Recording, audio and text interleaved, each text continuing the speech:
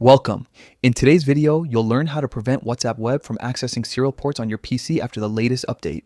This helps you keep your computer more secure and ensures that only the permissions you allow are active. Let's get started. First, open WhatsApp Web in your browser.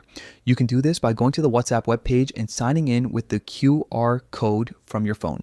Once you're signed in and the page loads, look near the web address at the top of your browser. You'll see a small icon that lets you view site information. It's usually shaped like a lock or circle next to the website URL. Click on it. After you click, a small menu will appear. From there, select View Site Information.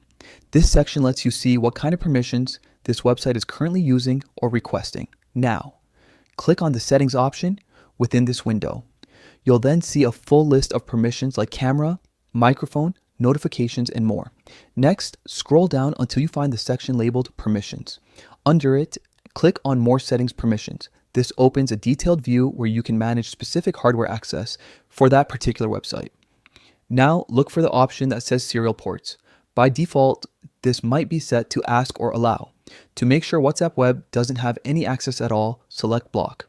Once you've done that, your browser will save this setting automatically, preventing any serial port access from WhatsApp Web in the future.